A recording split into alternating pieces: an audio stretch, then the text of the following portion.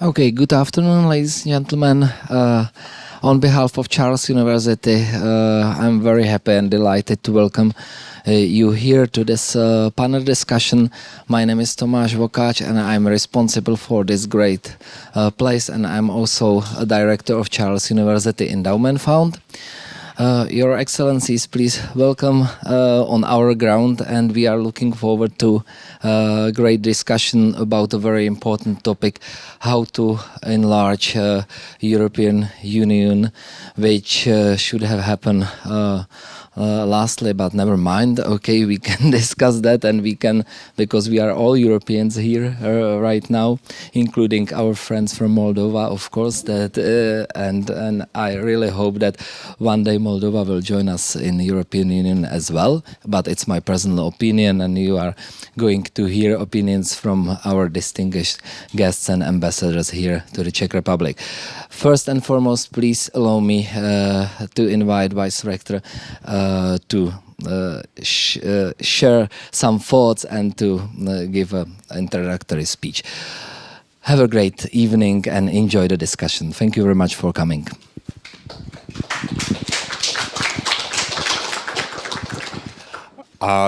Distinguished ambassadors, esteemed guests and colleagues, on behalf of the Charles University, it is my pleasure to welcome you today as we reflect on the future of the enlargement of the European Union. This important event is already the 16th iteration of the Café collaborations, an insightful series of talks co-hosted with the foreign embassies. It is also a sign that Charles University takes seriously our commitment to engagement in important public and foreign policy debates. As former European Commission President Jean-Claude Juncker once said, if we want more stability in our neighborhood, then we must maintain a credible enlargement perspective for the Western Balkans. This quote captures why Balkan enlargement matters. The region has faced political divisions, economic challenges, and unresolved historical tensions. Yet these struggles are precisely why European integration is essential.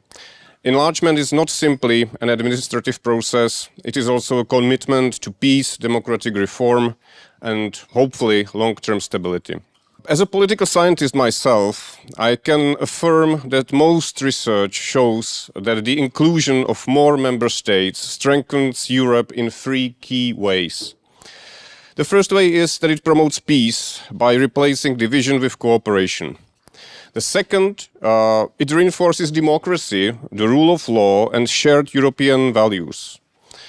As a political scientist, I also want to say that departing from our venerable and many times tested democratic peace theory that posits that democracies never go to war with each other, this in turn militates against violent solutions of conflicts.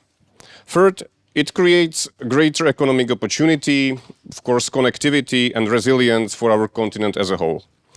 The experiences of Slovenia and Romania show how accession can drive transformation, while Moldova's European path reminds us that aspiration for integration remains a powerful force for reform and hope. At Charles University, we believe that dialogue and education are central to this process. Today's discussion is a valuable opportunity to reflect on how enlargement can help shape a stronger European future for all. Welcome, and thank you for joining us.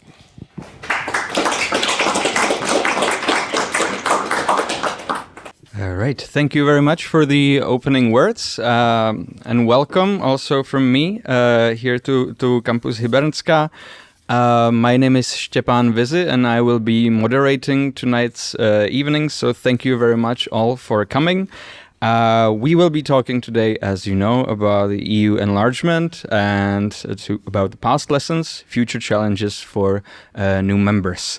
We'll have, I think, around hour and a half, or maybe longer, if the discussion is very lively of discussion, and there will be plenty of space also for your questions in the second part. So please think about them. because we have a very, I think, highly distinguished panel here tonight. So I am very happy to welcome all of them to the stage. To my left, it is Her Excellency Ms. Maria-Antoaneta Barta, the Ambassador of Romania to the Czech Republic. In the next spot, it is His Excellency Mr. Aleš Balut, the Ambassador of the Republic of Slovenia. Welcome to you as well. Her Excellency Mrs. Gabriela Moraru, the Ambassador of the Republic of Moldova to the Czech Republic. Welcome to you as well.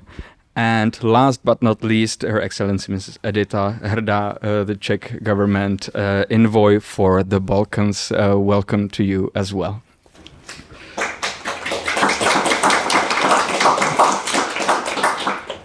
So as I mentioned, we will have enough space for questions in the second half, but I would like to kick off this first part with a few questions on my own.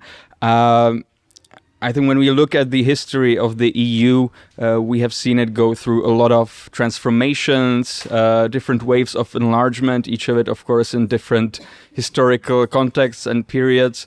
But when we look at the process now, I mean, it's been quite a while since the last successful enlargement process, right? We have celebrated Czech Republic and Slovenia 20 years just 2 years ago. Next year, it's going to be 20 years already for Bulgaria and Romania. We've only had one accession since then, Croatia, but the EU has also lost one member since then. And at the same time, we see development of very concerning nature, I think, in the world. We see a lot of sources of instability, a lot of volatility on the international arena. So this is maybe this is a situation that we haven't really been experiencing maybe in the last decades. So this is something new, I think, that we are all facing. And my first question would be to the speakers: how does this new situation, this kind of volatility and instability in the world, how does it affect the enlargement process, and maybe also the significance of EU membership at all? How does it change it for the EU? That's maybe for the EU member states. And how does it change this the significance of this for the candidate countries and for new members? So I think we can start to my left, Your Excellency. Thank you for this introduction. Thank you for having us here. For me personally, it's a pleasure, always a pleasure to talk to students, and specifically to students of the Charles University. So it's really a great opportunity. Now to your question. I think we often used to say that in every crisis there is also opportunity. So I think we have a momentum for enlargement, despite or maybe because of the instability and the troubled neighborhood.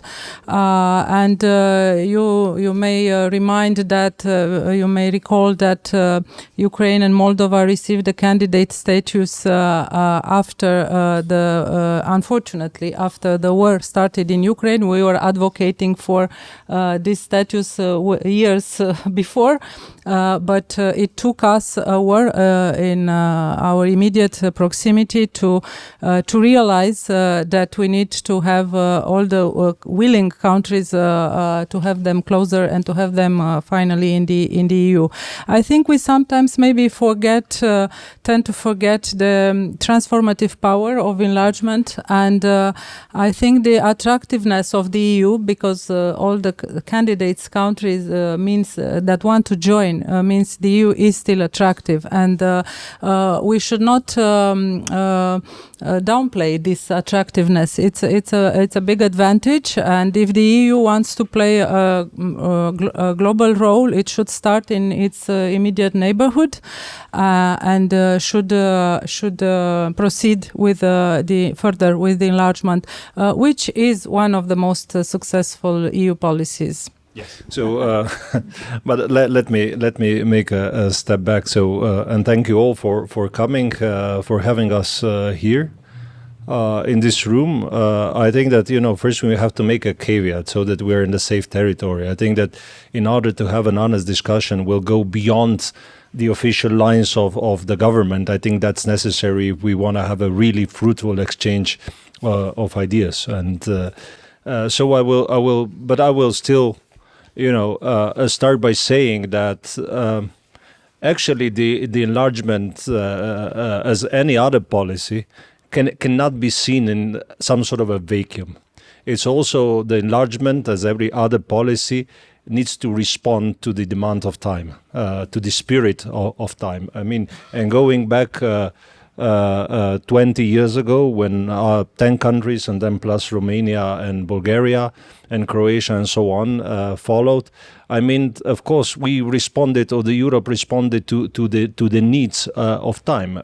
We all remember, probably those who have been a bit engaged with the enlargement process, that the first big enlargement wave, the Big Bang, happened in a spirit when actually there was an enthusiasm, there was an inspiration after the fall of the Iron Curtain, of the Berlin Wall. And of course, there was a big dream of uniting Europe out there.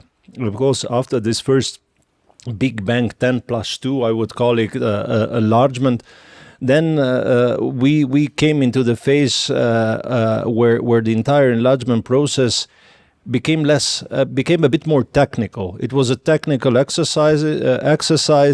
Of course, in the meantime, the world became more and more complicated, meaning that the acquis, the EU legislation was piling up, and the EU somehow was happy with the big achievement and trying to basically absorb the member states, and it tried to work out its way with the new enlarged system. Actually, of course, we said already in 2003 that the Western Balkans countries have a European perspective, but honestly, nothing much has been happening. And going back to the spirit of time, even if we look at 2003, of course, there is a reason why it was in 2003. In 2000. Actually, early 2000, the Milosevic regime fell in Serbia. There was a new enthusiasm in the region and also in Europe after that event. And of course, the response to what was going on in the Balkans after the bloody wars was basically to offer the enlargement, to offer them a hand, to transform and to become a part of the European family. So this leads us basically to the question what enlargement actually is. In political terms, what it means for the EU. It means, of course, a bigger, stronger European Union. It means spreading the space of stability and prosperity beyond the current borders. And of course, on the other side, on the receiving end, when it comes to those aspiring countries, of course, it means also a transformation. Now, looking at the countries which want to become EU members in this current wave, we have a very specific situation, which we haven't witnessed in this Big Bang enlargement. These are more or less, maybe if we exclude Moldova, post-conflict or even post-conflict societies. So I think we have to take into account that fact. We have to factor it into our policies. In all these countries, the process will be, for that reason, even more difficult than usually, because it's not only a technical exercise. It is also a process in a way of democratization. In many ways, it is a process of economic transformation, and it will be the process also of entrenching the rule of law in a very specific environment, which sometimes even the EU is not used to deal with. And from that perspective, I mean, it's much easier to understand the struggles, I would call them, that actually the EU went through. with the Western Balkans region in the last 20 years. It's easier to understand why the process has been neither easy or quick. But of course, I think that it's important. What is important to maintain is the perspective that the enlargement, yes, we want you, the message, yes, we want you in the EU, and to maintain progress so that the enlargement seems tangible and at reach. So I would stop here and then we can discuss further. Yeah. Thank you very much. Good afternoon, ladies and gentlemen. Thank you for inviting us here in the very prestigious building and of the Charles University. It's a pleasure to be it's a pleasure to be here. And thank you to invite me like a representative, like ambassador of Moldova, with my colleagues, very important one, Romania and of course Slovenia in the European Union countries. And for me, yes, you ask us about the very difficult times, very difficult period. And I would like to say to you that yes, we know what disinformation, energy sabotage, economic pressure, and electoral interference look like. We share this experience also with other countries facing these tactics. But the aim, that's why, because it's so difficult times, our people understand that we was, you know very well where we was in the time, in the past, and we would like to change it because we are very determined and confident that Moldova will become part of the European Union. We do believe that the EU institutions and the EU countries will support our agenda. We are not, in these difficult times, we are not wasting time, you know. We are implementing the reforms, very difficult. Waiting for the formal decision to opening the official negotiation. We understand that this is a merit-based process. But we are working, even we have a war next to the door, but we are working to modernize the state, strengthen institutions, and of course increase resilience. So we discuss in these times it's very difficult to discuss with the people because it's and to understand, to make them understand that is the aim is to improve the lives of our citizens, and of course we are doing this because we are not doing this because the EU demands it, but because we must transform the country into a place where the people enjoy living, and where those who have left wish to return or invest more back home. Citizens see EU accession as an important opportunity for a better standard of living, higher wages, freedom of movement, and access to more efficient public service. That's why we will continue our reforms and our path to be ready to be integrated in the European Union in the few years. Thank you. Thank you very much. Good afternoon, ladies and gentlemen. My pleasure. Thank you for having me here. I do remember the moment when the new dynamism came. I was sitting in Coreper. It was shortly before our presidency, very shortly after the moment when Russia attacked Ukraine, and something changed totally. Till then, we have seen very slow process, some promises. We have seen President Juncker saying there will be not an enlargement very soon now. And then something happened. And around the table, unanimity came, new impulse, and it allowed us, which was positive, to change totally everything what we were preparing for the presidency regarding enlargement. Thanks to the very pushy French initiative, which made clear changes, positive but also one negative point. The first time the bilateral issue between two states came into the EU policy.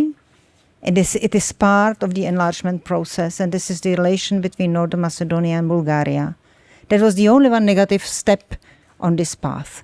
But then the first enlargement intergovernmental conference came, and everything started with big dynamism, big and clear signal towards Western Balkans. We want you. You have to work very hardly. It is clear. But now the momentum came. Edi Rama, his first visit to Brussels after this, he was sitting there in the room and was saying, come on, guys, we have seen this all, it's repetitive, you always promise, you are not doing anything, but well, we will try again. Edi Rama today saying, that will be me bringing Albania into the European Union, maybe not as prime minister, but somebody who leads on the path. This is absolutely clear. We will do everything what you want. We will accept all the policies. But now it's the momentum. We really want to be part of the EU. And we see the results on the path. And they have their idea that maybe by 2030 they could be a member state. They could be a member state. Of course, we see Western Balkans working and divided with many problems in Serbia, with Kosovo, in Bosnia-Herzegovina, clearly. But we also see Ukraine and Moldova approaching with absolutely different agreement with the European Union, totally different basis on which we can build up the relation with quite speed. And in 2025, when we really wanted to push again, came this idea of front-loading, which was great because they can make the reforms, prepare everything, and they are really waiting to the moment when we start opening clusters, when the political decision comes. And then other geopolitical momentum, President Trump comes. And a lot of things are changing. Of course, with the push towards Ukraine now with some promises, and new debate, which is also important, and we need to have it as one very important point in these discussions. This is that a new push to reform the European Union, the decision-making process comes also. So here we have parallelly many issues which need to be solved. Now we are approaching to the summit European Union Western Balkans. The new enlargement summit comes in December, and we very much hope that the push will be there, that today now in these moments Albania starts to close first chapters. This is totally historical moment for Albania, what are they living now. But how far we come till the end of the year, what everything will be really done, what promises will be kept and which will not be kept. If the gradual integration takes more on the path and at least for these which are not so quick and they cannot make so many reforms, this is a big question, and I think this is something what we will speak about here, no? Yes, thank you very much for the first inputs. I think what is, I would connect to what was already said, and that is how the enlargement process means a lot of different things, right? It's about democratization, also about economic transformation, about the whole process. But of course, every country's circumstances is very unique. But with that being said, we're all representatives of countries that have gone through the process still relatively recently. So maybe there is also still some institutional memory, or maybe some lessons learned or experiences. So my question would be also to all of you, to what extent do you see these experiences can help facilitate the process for other countries, and what can maybe Romania, Slovenia and Czech Republic offer from this experience to the candidate countries to help them and to facilitate the process? Like, what do you think is there anything specific to your country's experience that would help in this with the accession process? And on the other hand, I think a question to you, Ambassador of Moldova, on where would you like to see maybe more help, or where would you see a potential for more contribution from other countries? Where would it help to have more assistance or help with the process? What would be useful for you? So I think we can start with Her Excellency Mr. Hrda at the end to reverse the order, if that's all right. No, I would say that our experiences is long time ago. A lot changed. The approach changed. There are more member states now. We have one, and you said it, who already quit. So and we see how difficult is it. What we can do, we can speak about it, what is challenging us now, what will be the future decisions, what we plan to do, and where also the candidate states need to pay attention on different issues, and we can show them that being member of the European Union, it means, in fact, reforms all the time. Everything is changing, the acquis is changing, and we have to live in this always changing situation and be helpful and show to the candidates what we are doing, how we are approaching it.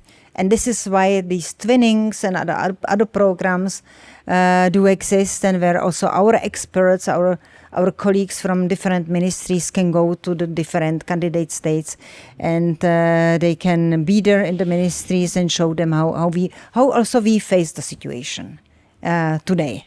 So I would like to first of all to tell to my colleague, thanks a lot for the countries that they represent, because first of all, Romania, it's, you know, that our path for the European integration goes through Romania, and of course we believe that it will still and we will coordinate better and better our paths to the European Union process. And of course we do realize that we have a lot of experts from Czechia, from Slovenia, and of course from Romania. And for the future, we need more experts to be involved in our each domain, you know, for reconstructions, reforms, as you mentioned, and of course in agriculture, in discussions with acquis communautaire, to have a lot of experience that you provide to the candidate countries, and of course in discussions with Brussels, of course we need also more, because the life is changed a lot, and as Edita mentioned, that so many changes, so many discussions, and very different opinion about the enlargement, about the countries, about the people, and where are the people, because a lot of people from Moldova, they are in Europe already, and we have to have also the experience how to receive the people home. It also an experience, and in this domain we have a lot of trainings and a lot of projects what we implement with Czechia, with Slovenia, with Romania, and I always say them thanks a lot for the support. Thanks a lot for the great experts that you provide to us, because it's very important. Because if we have good collaboration with the experts from the EU countries, it helps us to understand better, to go without any obstacles, and of course it will help a lot. So my answer would be the following. Of course, there are generally two things that every country can do and help. I mean, at the political level and at the technical level. At the political level, of course, we can do two things. Of course, we can lend political support and advocate for the enlargement, and especially advocate also within the EU to make the enlargement on the agenda. Of course, this is not such a problem these days, where somehow there is a general understanding within the EU that enlargement is on the agenda and that it should happen. But it was, a couple of years ago, this was not so, so evident, or the countries, not many countries were basically so much prepared for the enlargement. And still, I don't think that we have a consensus. We, in general, at the declarative level, of course, there is consensus, and we all support enlargement, but the devil is always in the details. That's the first thing.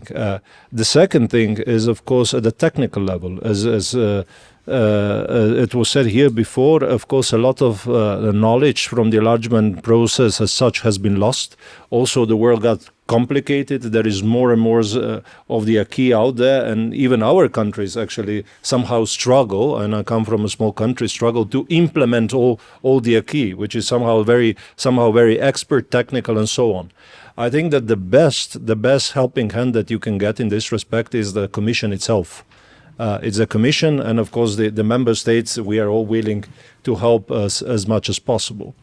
But let me emphasize that usually, not always, but usually, and this what we see in most countries, it's not about the expertise. The political will is a problem, because sooner than later you end up with very political problems, and of course then you have to find a will to implement reforms and or to take difficult decisions. And this is about politics. Essentially, the enlargement process, yes, it's a very technical exercise, but it's also a very political process. And this is the way it actually should be, because it indicates the political will of a certain country to join, and of course on the other side, the EU to enlarge. But let me go to something, and I'll stop with that, or I'll conclude with that, to the bilateral issues that, Edita, you mentioned. I think that we should be realistic, all of us. We will never be in a situation where no country would actually put on the table a bilateral issue. I think, but and this has been happening since the beginning. When we were actually signing the pre-agreement with the EU, we also had bilateral issues, and we resolved them. But what is the big difference between then and now, I would say, or in these days?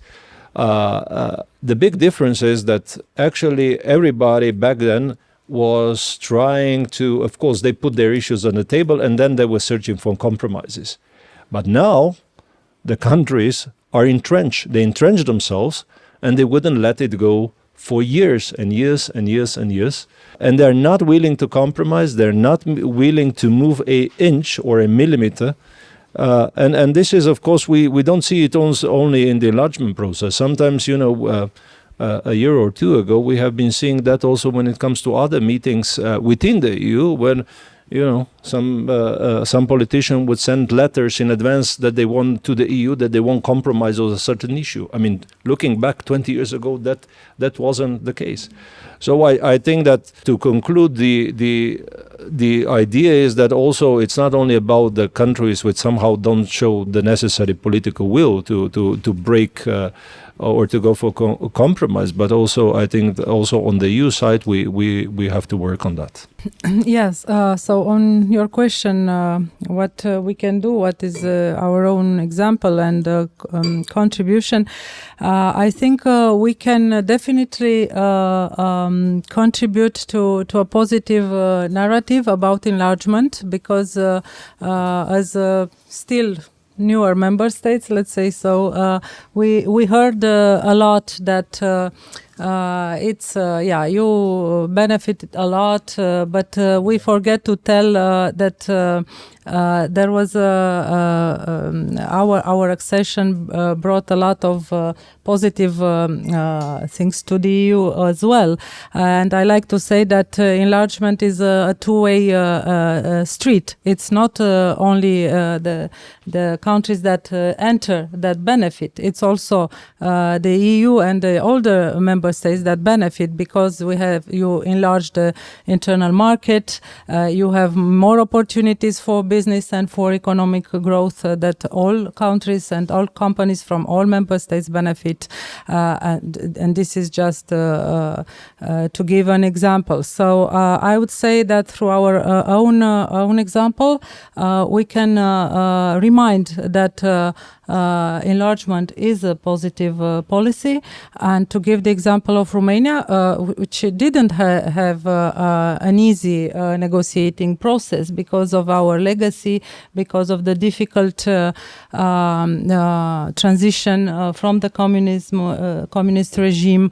But Romania, and next year will be 20 years since we entered the EU, developed enormously. Our GDP grew three times since our accession.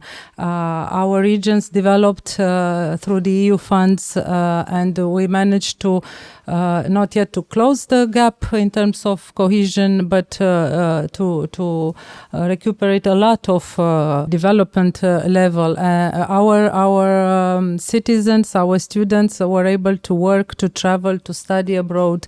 So I think we should not be tired to repeat this, because you can see this in Romania at every step. Of course, there are still things to be done. That's it's no doubt about it. But there was a huge development. We can also contribute with assistance.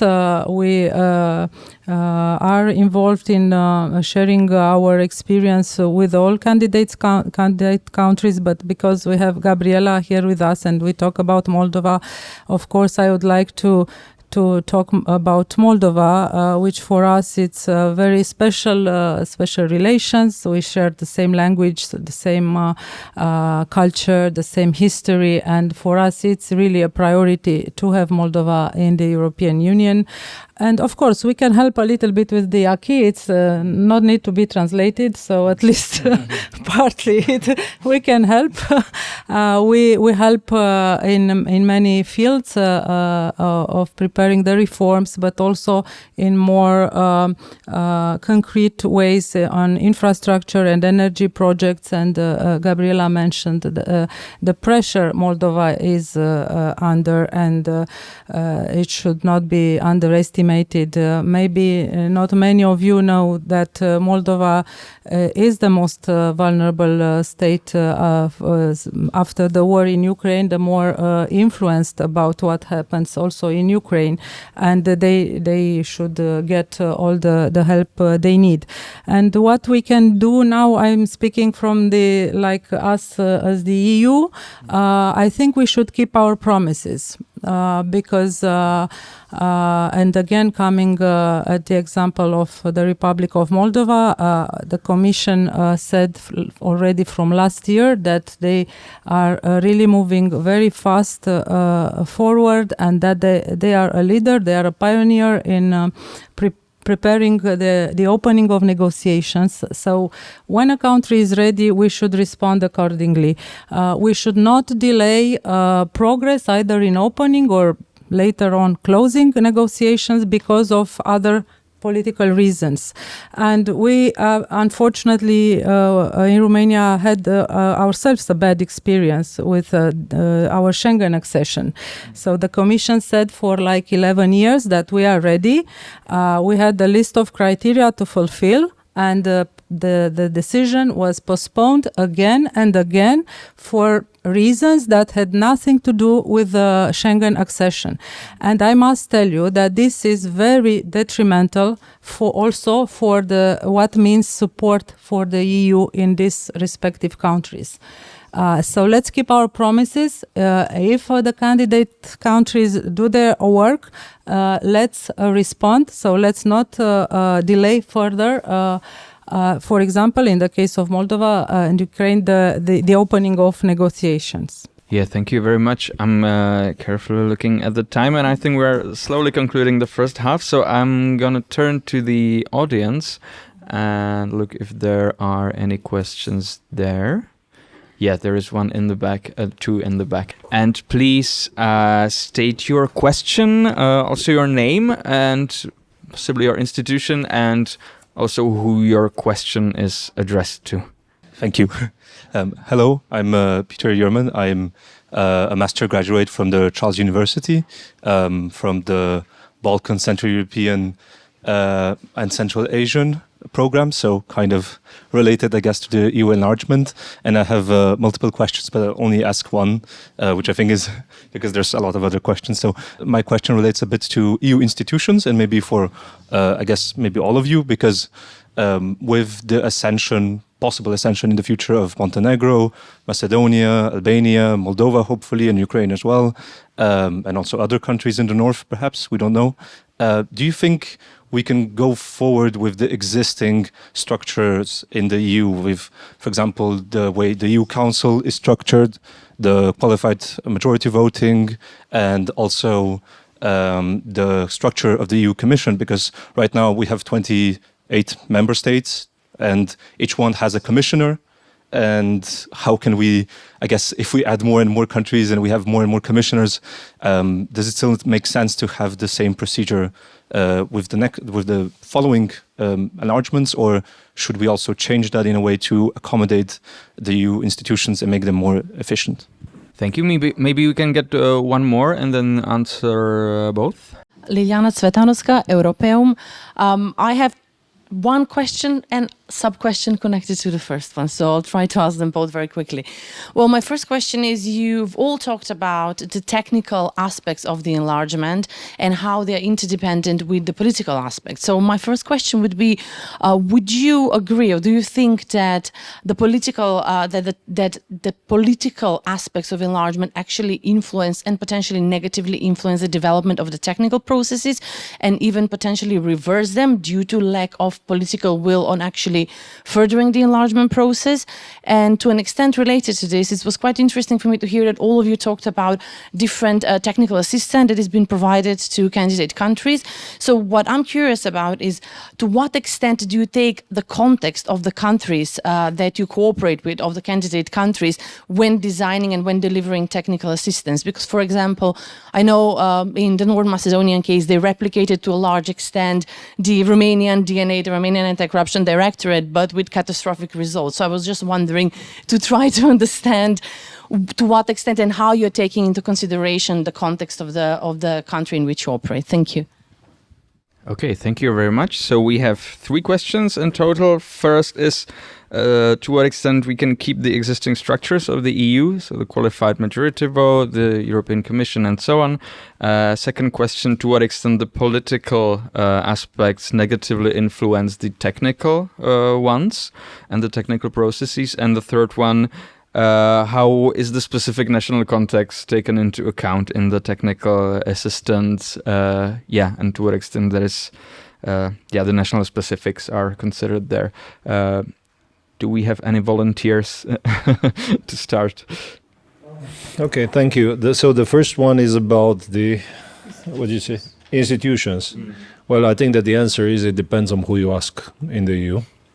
I mean, the EU is currently in the process of basically discussing on how to figure out the enlargement, or how to figure out the what is needed to enlarge in a way. And of course, you've seen one letter from Chancellor Merz. It was reported in the media, where basically he has a very specific idea about the future status of Ukraine and then the status also of the Western Balkan countries. Of course, this is I would say I could qualify it as a contribution to that discussion about the enlargement. We all understand that, and I think also we agree that we need to do something to make the enlargement feasible, to enlarge quite quickly, not to lose the momentum on one side, but on the other side, actually, we are also all contemplating how to do it, how to lead the process going forward, and on the other side, actually, what is needed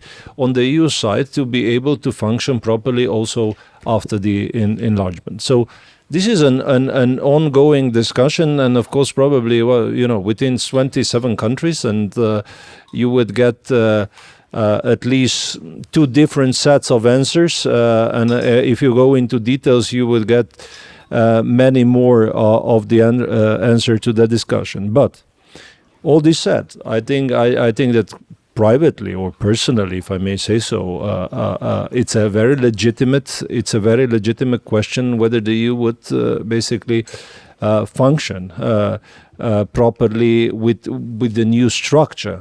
But then there is also this said, I have to say, this discussion should not somehow be abused, or basically derail us from the fact that we should be pushing for enlargement, and that we should not be now stalled by the question how we would internally organize ourselves, or how the decision-making process would be organized to stall the enlargement process forward. I mean, I think that there is a general understanding at the highest political level that now is the momentum for the enlargement, but it of course demands the responsibility on I would say both sides or multiple sides that this momentum should be used. And of course, in this process, we somehow have to be all very constructive within the EU to find the right way on how to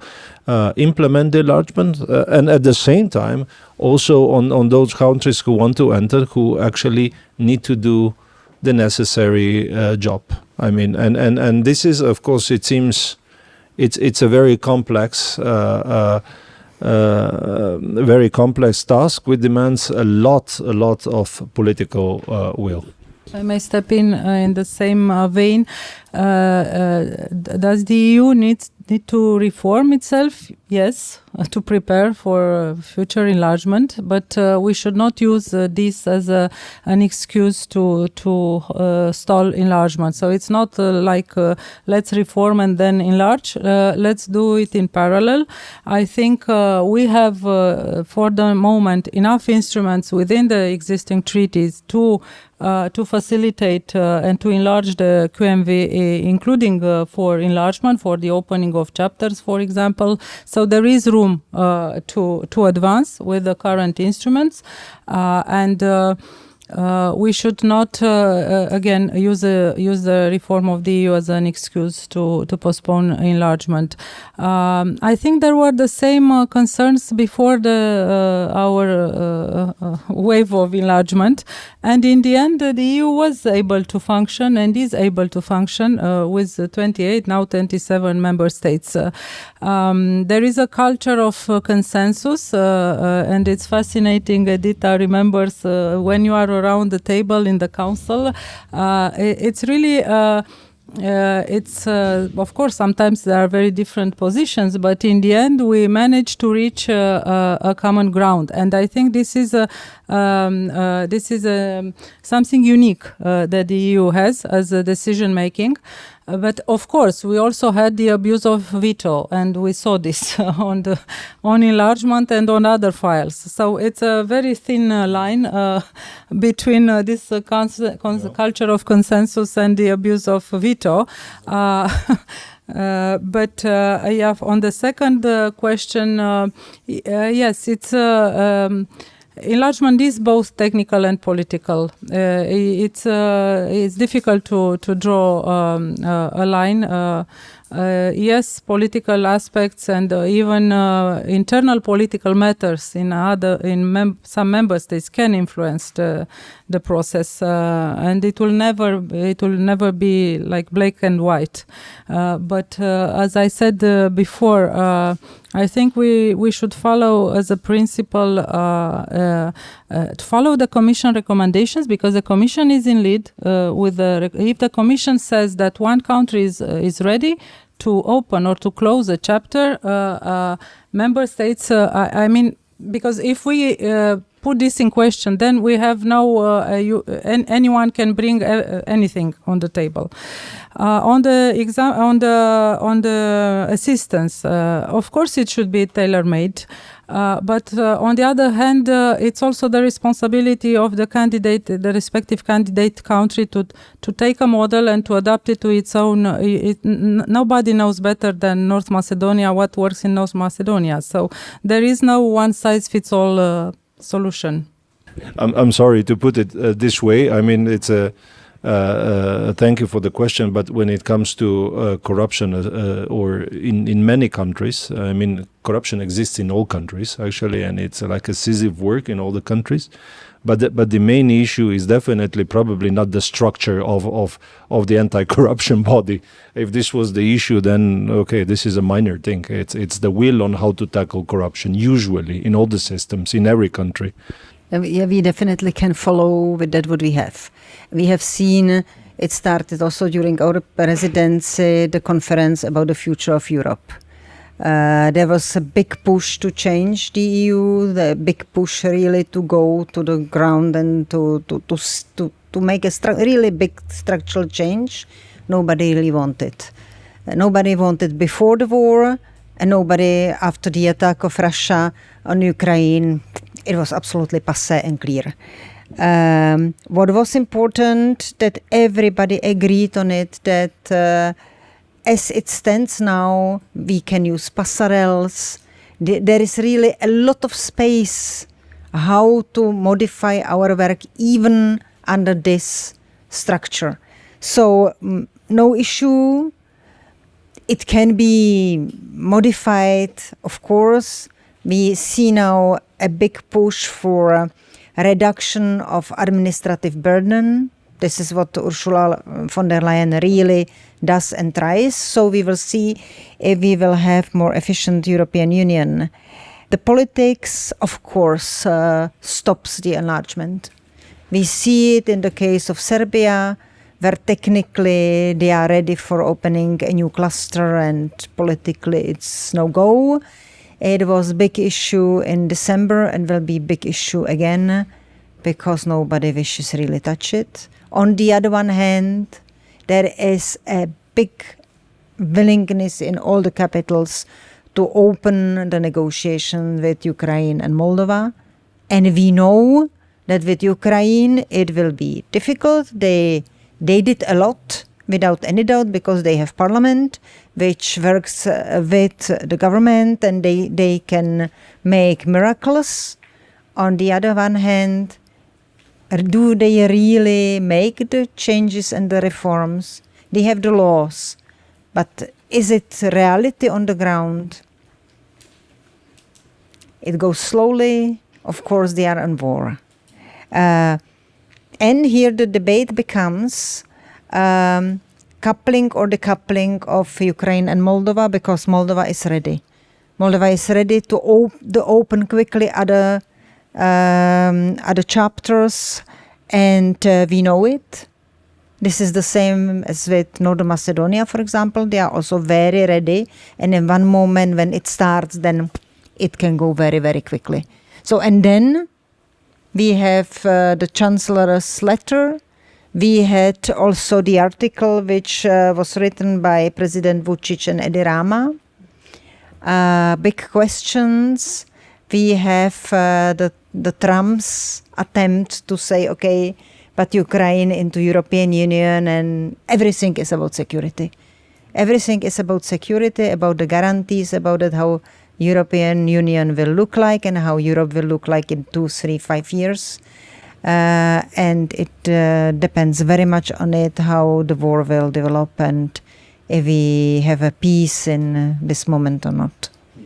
So very shortly about the reforms in the European Union. So for us it's very early to speak, but I would like just to mention that probably how my colleague says that it will be clever people to arrange everything on the organizational matters for that, and we see a lot of possibilities to reorganize and to just do not stop and make the enlargement. For us is very important to help us and to go on, to move on with the enlargement, and of course influence the politics, influence the. When we saw, if we saw that one country is against us or something about the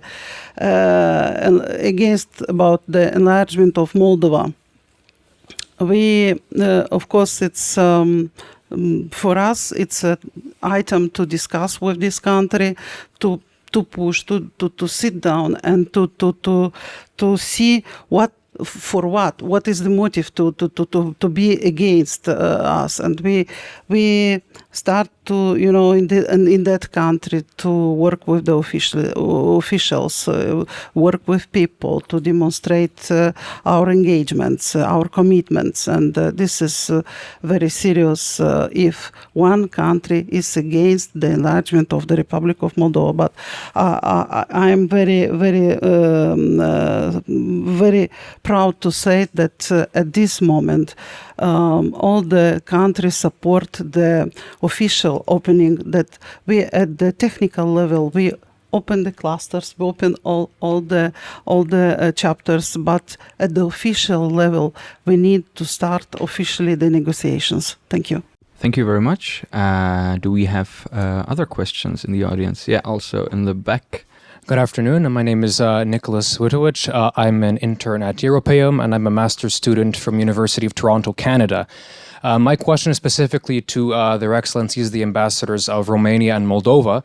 I've been researching a little bit in my academic studies, both of your country's histories and your accession.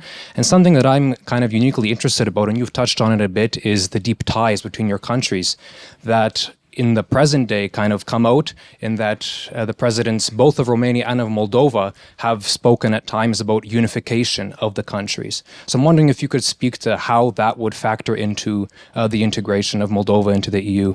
Thank you.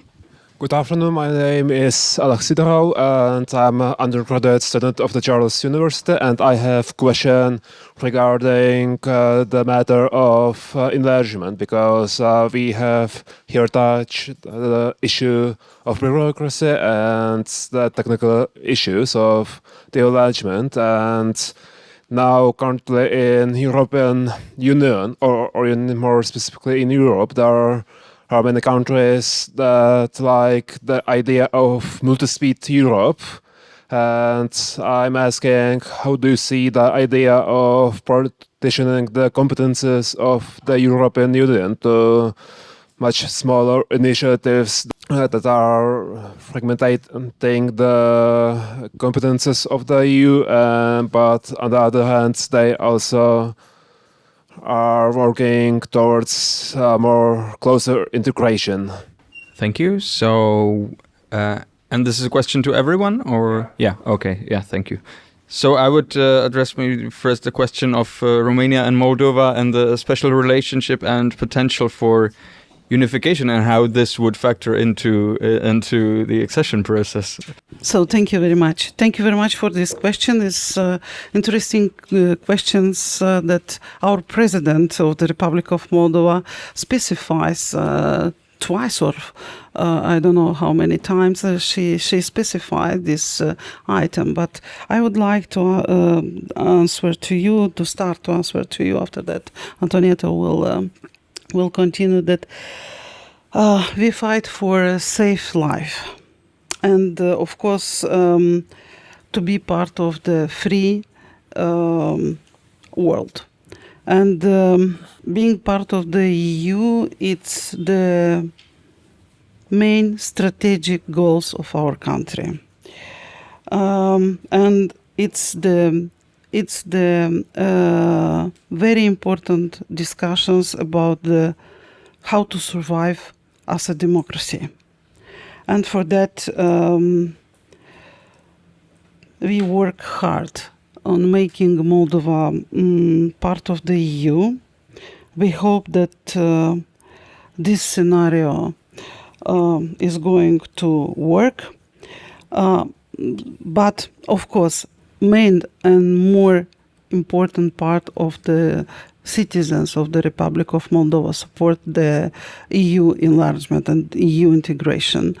And to be part, of course, we have also the people which deserve the unification the country. But now we are speaking just to be for the most important project is not unifications, but because we have a lot of reforms to do in our country. And in Romania, the same, I don't know how now Romania is ready to unify for the unification. I think that is it's very, very difficult decisions for both countries. And to discuss now, it's, we discuss this because we would like to be part, first of all, of the European Union, to be integrated with Romania in the European Union, first of all. After that, we will see. And this is the answer. Maybe it's a question for our new generation. Yeah, already Gabriela mentioned like the main answer. I think the answer to your question was clarified by both President of Romania and the Republic of Moldova, who both said that personally they would vote in favor if there would be a referendum. But the first priority remains for both countries institutionally the accession of Moldova to the EU. I think it should be this statement should be interpreted in this geopolitical context of the enlargement. For Moldova, it is a strategic necessity to join the EU. And we should also understand in the EU that there is no such thing as a geopolitical void. So if the European Union is not enlarging, there are other actors that will fill the void, so, the space. So it's the same in the Balkans. It is the same in our eastern neighborhood. Maybe to answer also the other question on the multi-speed Europe, we have already like formats with variable geometry in the EU. We have consolidated cooperations. We have the Schengen space. We have Eurozone, where not all member states are part. So it's something that already exists in the EU. Where the problem stems and it somehow stirs a lot of fears, especially in this part of Europe, is the discussion, and it's linked to the enlargement as well, is the discussion on different kind of memberships or like second tier members. This is where the sensitivity appears. Here, indeed, I think we should be a bit careful, a bit cautious on these proposals of partial integration, or it's kind of a la carte, menu, which I think will not help the EU. So, yes, member states that want to advance faster in some sectors should be able to do so without being held back by the others, but the others should be also able to join or to catch up. So what we should avoid is to have this closed circle, closed circles that place some countries in second category. So it should be open. All these consolidated formats should be open for the member states that want to join. And for enlargement, also, I think it's quite tricky to have this kind of associated memberships or membership without voting rights, and then we don't vote but we get the money. So, but then what are we doing with the alignment with the EU values? What are we doing with the criteria for accession? So I think we should keep the track, make it easier if we can by enlarging the QMV, but not create this kind of. And also, by the way, I'm curious what is your opinion, Edita, but I don't think this is also compatible with legally compatible with the treaties. I just would like to mention and to add to your question about the different level of the integration. So for aim for the Republic of Moldova, which implement and fight for the reforms, not just implement. Looking for an example that we would like to have the security of European Union, all of the security, and if it will be at the different level, we can assure semi-security or something like that. No, we are fighting and we implement the reform for full-fledged member of the European Union. Yeah, thank you. Anyone else wants to comment on the multi-speed Europe? With pleasure. Just a bit. I think that we have to a bit put it in the context. I mean, it didn't fall from the sky, and I think that yes, we have it. We have multiple circles. We have the Schengen circle and so on. But we also had ideas in the past, actually, to create a multi-speed Europe, which would go beyond the so-called enhanced cooperation. Of course, this was then put off the table at some point. But now it re-emerged, and we have to, I think, understand why it re-emerged. It re-emerged from pure frustration. The frustration is first because the EU actually is not deciding as fast as it should. The world is spinning faster and faster with increased velocity, and the EU's decision-making is very slow. I mean, and I think that we should, of course, maybe we can argue that it's not, or that, it functions, but essentially, if we compare the European Union with 27 member states, with different, with the competencies at different levels, the way the decision-making process goes, I mean, we cannot compete with other countries, with the big actors. And maybe we shouldn't compete with other actors, because this is not a state, it's not a country like the United States or China or any other country in the world, but there is a widely acknowledged recognition that the decision-making process should be faster. That's the first frustration. The second frustration is, of course, veto, and I think that we came into the situation, or one country, I will not name it, brought everybody into a situation when actually they were actually willing not only to threaten, but they were willing to use veto.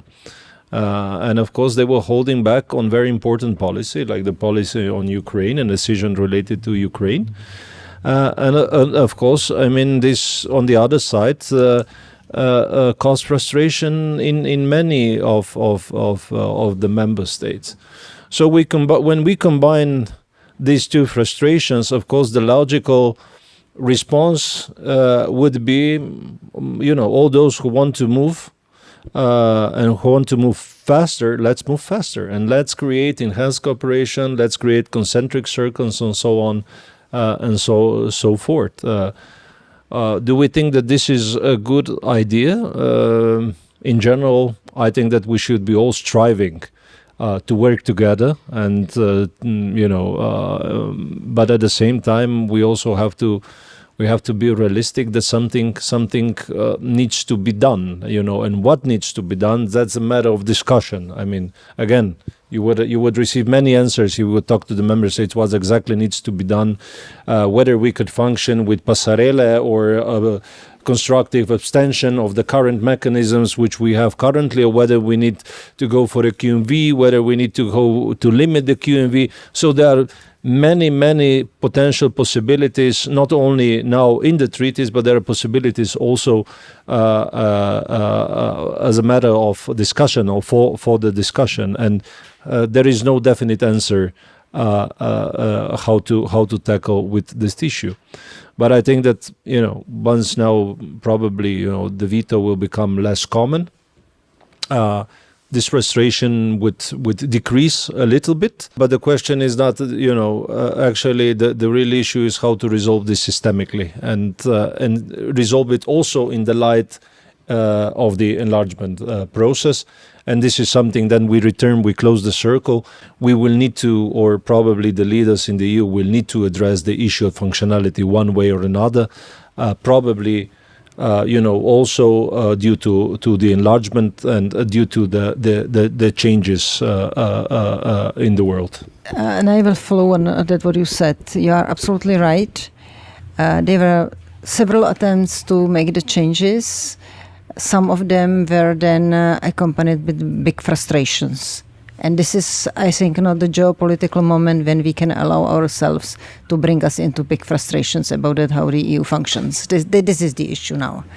And I have to say that, and I served in the EIS, in the European Diplomatic Service, so I know it from the position of the member states, but also from the position internal in the institutions.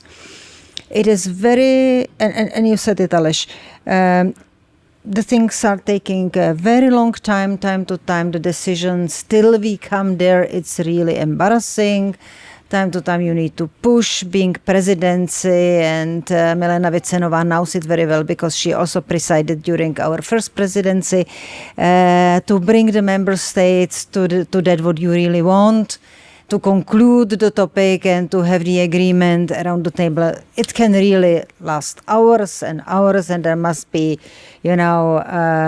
sun and wind and everything working with you. But in the moment when we are in the crisis, in the moment when we really need quick decision making, it works. We have seen it, what we have done in social time with Ukraine, in other crises. You do remember COVID times, when we were sitting hours and hours in the council, only us, speaking about it, how we will produce vaccines, how we will bring our tourists back, what will be done, and then the decisions were made. So quickly, it was incredible. I do remember when I started first time one sanction process against somebody in Venezuela. It took me 1.5 years to really get these sanctions at the table. When I started, that there was the first attack by the Russians to Ukraine with Iranian weapons, with the drones. It took me 2 days, 2 working days, to have a sanction regime done. So everything is possible in the case we want. I mean, that would be a very good closing statement. Everything is possible as long as we want. But I think we still have time for a question or two to wrap up. So is there anyone who has... Yeah, I see one in the back. Hello, it's me again. I have one maybe more fun question, or less stressful, I would say. We've seen recently that there have been discussions in the north of Europe, in Iceland, in Norway, also recently in the United Kingdom about possibly joining the European Union. There's I think a referendum happening in Iceland. There's also discussion in Norway. And I have a question, how do you, maybe personally, but also how do the states, also from like a candidate state perspective, how do you see this development? I know that there's might be also potential for frustration because we have talked about how Balkan states have waited quite a long time to get into those processes, and it sometimes feels that maybe if tomorrow Norway asks for the EU membership, we will give a red carpet in 2 days or something like that. So I was asking, what do you think about that? All right, thank you. So the potential accession of Norway, Iceland, the UK. We were always joking with Canada. I was managing director for the Americas, and I negotiated the agreement with Canada and the CETA, and we were always joking that, you know, the next step would be membership for Canada, because they were so like-minded. It was incredible. They were even more like-minded than some of our member states, you know. Yes. And we should not forget that Iceland was already negotiating, and they quit the negotiations, though, and this is still there.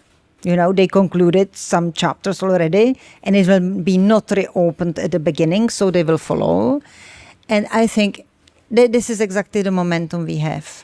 You know, Norway, maybe, who knows, it will take more time, but Iceland definitely, when they decide, yes, then it's a very, very good chance for, let's say, Montenegro, for Albania, and me personally, I think also for Moldova, because can you really imagine a country in the EU who says no to Iceland, especially in this situation? So come on. And there we are, you know, and I think this is that what will play a very, very, very important role. I liked this Edita, so to be in an attractive group, no? Small, nice countries, well prepared, and swift accession. Yes, I also think that if the country, it's sovereign decision by each country, but both Norway and Iceland are very much interconnected with the single market, with the European Union. They are part of the European Economic Area. They contribute with grants to the cohesion policies of the European Union. So in a way, they are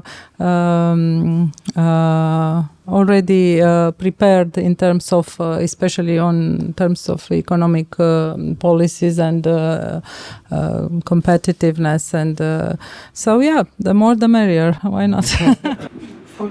For my country, will be an honor to be, like you mentioned, Iceland, Norway, Moldova, Montenegro, Albania. Yes, I think our people are there also. And will support from Iceland or Norway the integration of the Republic of Moldova. Thank you for the question. Honestly, I mean, you know, on Iceland, it's not like a virtual it's not a funny question even, because it's, you know, I mean, I wouldn't say that there are discussions about it. It's foremost, you know, for I would say Iceland to somehow approach the EU and say, yes, we want to join. And I don't think that, honestly, there will be any issue with any of the member states, I would say. And it would probably go very fast. Not anymore, because we don't have Great Britain. Yeah. I think that this would go very fast, honestly. On Norway, I think that honestly, I mean, this is a bit more virtual. If they would say, yes, we want to join, it would go very fast, honestly. That's my somehow the feeling. When it comes to Canada, well, we have one small thing, and this is basically that in the treaty it says that it has to be a European country. It was a joke. But so that, but of course, I mean, this is not, again, it's an unrealistic thing. And what was these three were mentioned, right? The UK, very welcome, no, but they will have elections very soon. But no, actually, for the first two, I was honestly saying, I think that there is almost a consensus that it will go very fast. Whoever you would talk to and say Iceland, Norway, they would say yes, of course. The rest is in the other hemisphere, I would say, the discussion. But all in all, now. On a funny, not so funny thing, I think that it's important to continue with the enlargement, to push now, because the window has opened, and the window may close. You never know. You never know for how long this window will be open. Thank you very much. Maybe last opportunity to ask if anyone has a question. Yeah, I see one there. Hello, my name is Sarah, and I work for the Ministry of Industry and Trade. And I was wondering, I would like to ask Her Excellency, the Ambassador of Moldova, what would you say in Moldova's sort of view is going to be the most challenging part of the negotiations on the technical side? Maybe to choose the best experts. And we should to start with, for this... governmental experts, which will be directly at the negotiations for each chapter. We must to prepare these persons, and we account on this on our Czechian, Slovenian, and of course Romanian Romanian experts who will teach us, who will train us. And capacity building is now, I think, the most important issue of our country, to prepare the negotiators. Thank you. So we are getting close to the end. I would like to ask one final question to send us on a positive note to all of you, and to ask you about your wishes for the EU enlargement for the next, let's say, 5 years. What would you wish the EU and the candidate countries to happen in the next 5 years? You can be as realistic or as idealistic as you decide to be.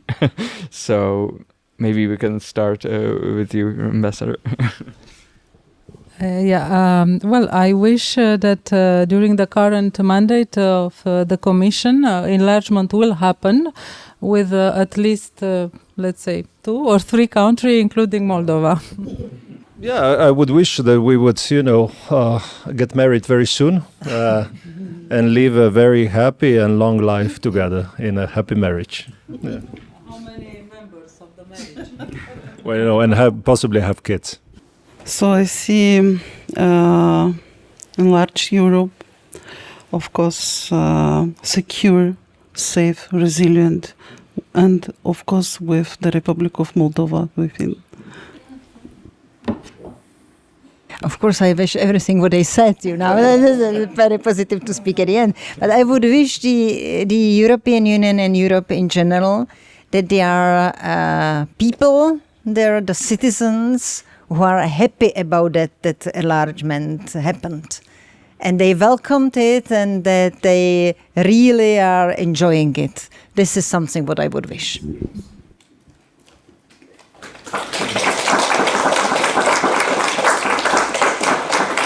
So thank you very much. Let's keep our fingers crossed that all those wishes happen. I would really like to thank very much again Their Excellencies Maria-Antoaneta Barta, Aleš Balut, Gabriela Moraru, and Edita Hrda for coming here and for this open and friendly discussion at the same time. And of course, big thanks to you also for coming and for posing interesting questions. And I give give the final word to Milana Vitsenova. Thank you very much. I also wanted to add my thanks not only to the excellent speakers, excellent audience, but also to you, excellent moderator, to the to the staff of Campus Hybernska, to our excellent technicians, and of course you audience. And you all deserve an invitation to a small refreshment provided both by Campus Hybernska and drinks provided by our kind guests. So thank you for the excellent discussion and just enjoy the refreshment and the rest of the evening.